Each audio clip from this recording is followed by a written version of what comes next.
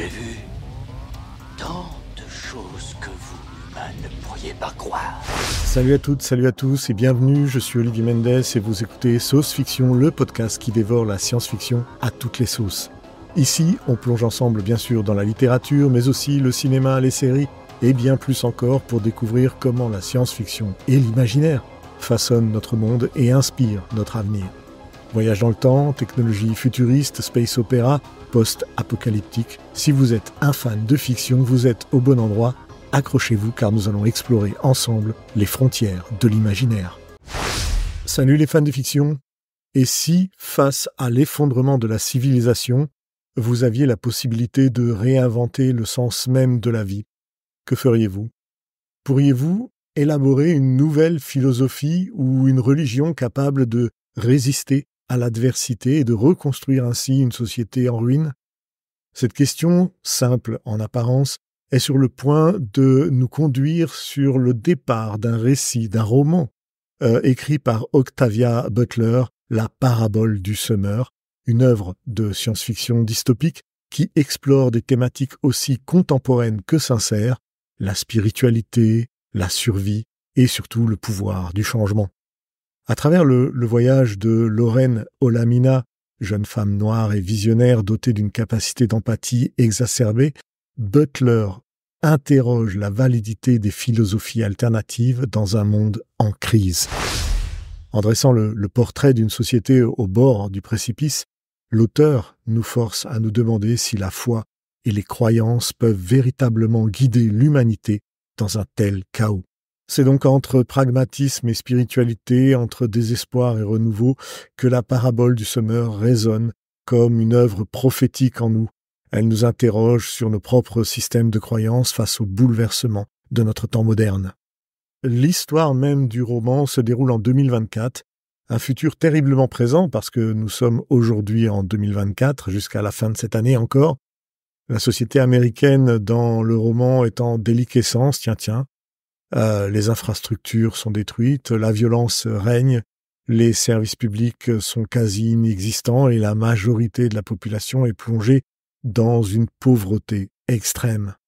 La Californie, cadre principal de l'histoire, est devenue un no man's land où les gangs et les corporations privées contrôlent les rues, l'eau potable et tout ce qui est finalement aujourd'hui un acquis pour nous est un luxe dans cette dystopie.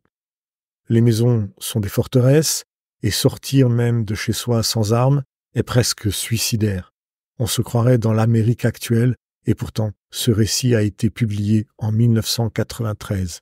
Bien sûr, je grossis un petit peu le trait sur l'Amérique actuelle. Face à ce contexte de destruction totale, la question se pose, que reste-t-il de notre humanité ? Eh bien, Octavia Butler nous plonge dans cette réflexion sur ce qu'il advient des structures sociales, politiques et religieuses en période de crise profonde. Si les systèmes de croyances traditionnels, les grandes religions, les idéologies politiques ou même le capitalisme, pourquoi pas, semblent avoir échoué à protéger les gens, comment peut-on imaginer reconstruire une société avec un sens de la communauté et surtout toujours avec un certain espoir de pouvoir se sortir de ce marasme ? Eh bien, Lorraine Olamina, l'héroïne du récit dont je vous parlais tout à l'heure, ne se contente pas de survivre dans ce monde hostile. Au contraire, elle cherche activement à redéfinir la foi et à bâtir une nouvelle philosophie. Earth Seed, ou semence de la terre en français, c'est cette nouvelle philosophie religieuse. Son principe fondateur, Dieu est le changement. Ceci reflète l'une des plus grandes questions du livre d'ailleurs. Face à un monde en perpétuelle mutation, où la seule constante est la violence et la dégradation, la flexibilité et l'adaptation sont-elles les seules réponses possibles ? Butler semble alors ici répondre par l'affirmative, à travers une analyse subtile de la survie dans un monde en ruine. Earthseed n'est pas simplement une énième tentative de trouver un sens spirituel dans un monde en crise, non.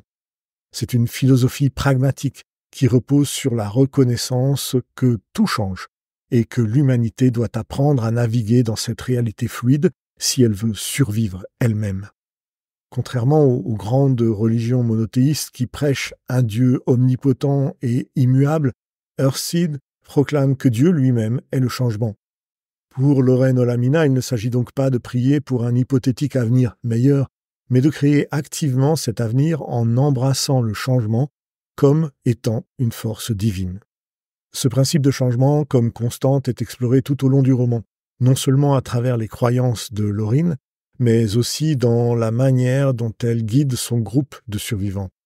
Earthseed n'est pas une religion passive, elle exige que tous soient dans l'action continue.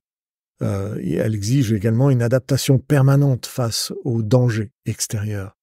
Butler utilise donc sa protagoniste, Lorin, pour illustrer comment une philosophie flexible et évolutive peut devenir une source de force et de stabilité dans un monde totalement instable. Prenons par exemple le passage où Lorin et son groupe sont confrontés à la destruction de leur communauté fermée, où la violence les pousse à fuir et à se reconstruire ailleurs.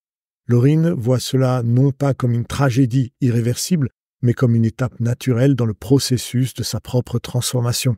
Elle accepte la destruction comme une partie inhérente de la création.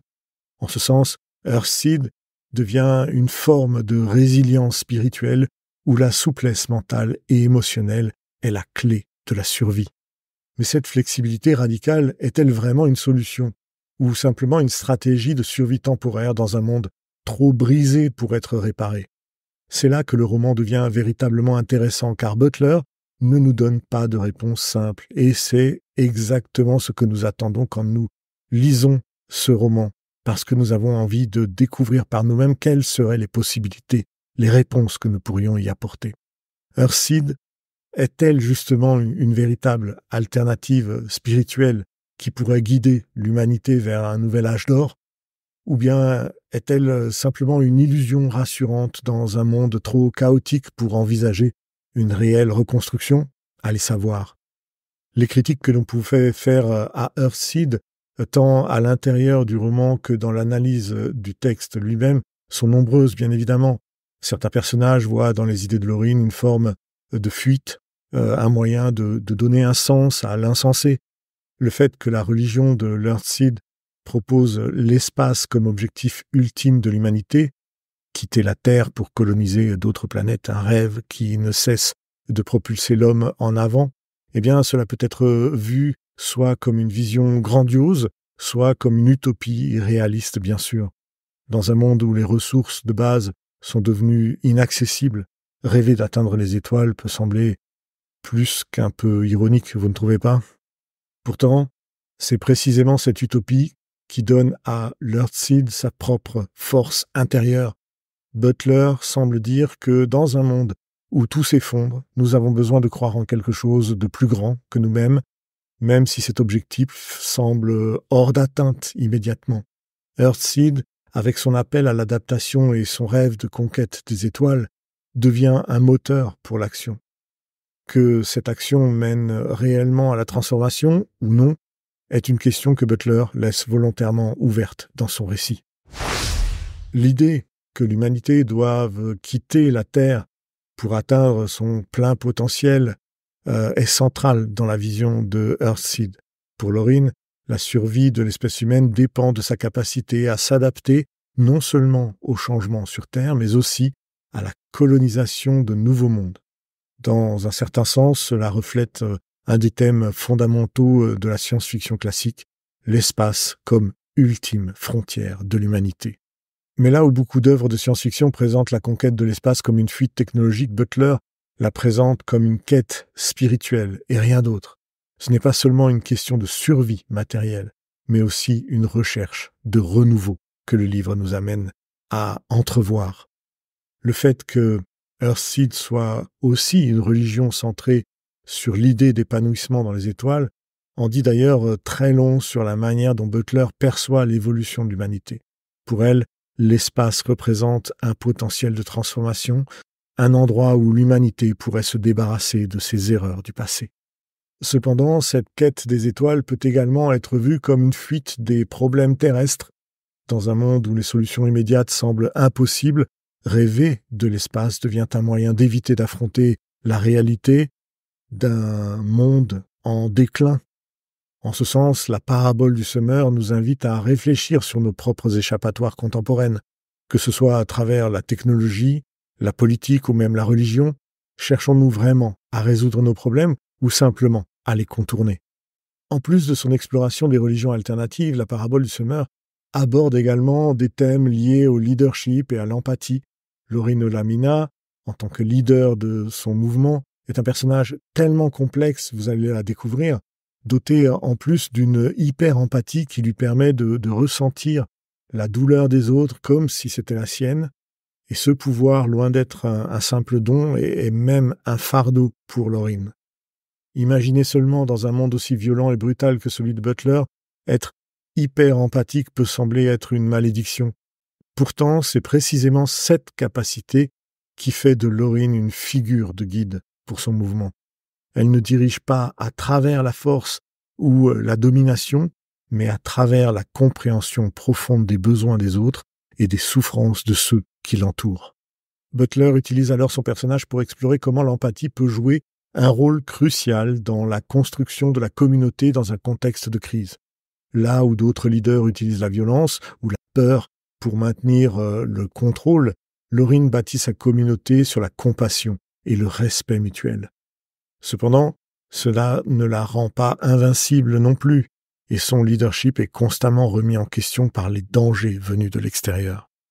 D'ailleurs, son approche, bien que moralement admirable, est-elle vraiment adaptée à un monde aussi brutal? Ou bien est-ce que l'empathie est vraiment ce moteur pour un changement plus profond et durable? C'est une question qui reste en suspens, bien sûr. En fin de compte, la parabole du semeur ne se contente pas de raconter une histoire sur la survie et l'effondrement d'une société. Elle invite chaque lecteur à une introspection personnelle. C'est le cas dans de nombreux romans de science-fiction, et celui-ci n'échappe pas à la règle. Que ferions-nous dans un monde où tout semble perdu? Serions-nous capables d'inventer de nouvelles philosophies et de nous adapter à des réalités toujours changeantes? Ou serions-nous paralysés par la peur et l'attachement au système défaillant du passé?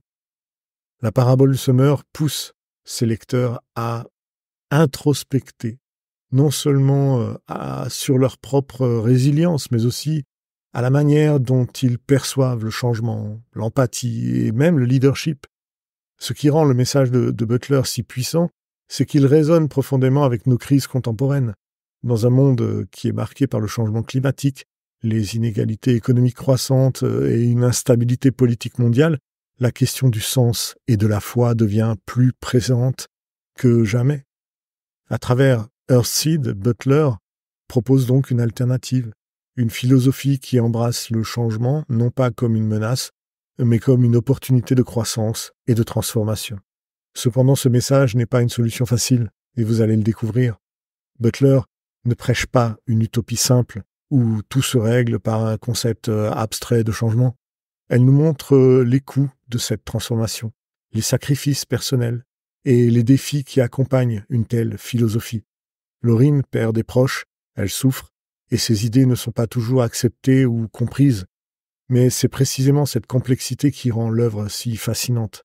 La parabole du semeur est à la fois une exploration des limites de la foi et une célébration de la capacité humaine à s'adapter et à survivre face à l'adversité.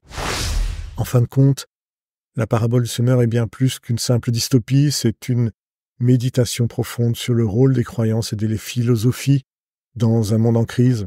Octavia Butler nous montre que, face à l'effondrement des structures sociales, politiques et religieuses, il reste une lueur d'espoir dans la capacité de l'humanité à réinventer ses propres systèmes de croyances. Earthseed, avec son appel à embrasser le changement, devient un symbole de résilience spirituelle dans un univers où tout semble voué à la destruction. Mais la question que Butler pose à travers Lorin Olamina et sa quête de renouveau reste ouverte. Avons-nous, nous aussi, la capacité d'embrasser le changement de manière constructive dans nos propres vies?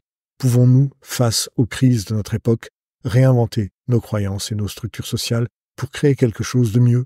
Ou alors est-ce que nous sommes condamnés à répéter ces erreurs? Je vous remercie d'avoir écouté ce nouvel épisode de mon podcast. J'espère que vous avez apprécié cette plongée dans l'univers fascinant de la parabole du semeur et que cela vous aura donné envie de découvrir ce roman aussi captivant que déroutant. Je vous laisse en description un lien pour retrouver ce livre beaucoup plus facilement. J'espère que vous prendrez autant plaisir que moi à découvrir ce roman.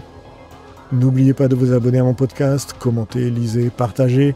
Je suis toujours heureux de pouvoir échanger avec vous sur le thème de la SF. À bientôt, les fans de fiction. J'ai vu tant de choses que vous, humains, ne pourriez pas croire.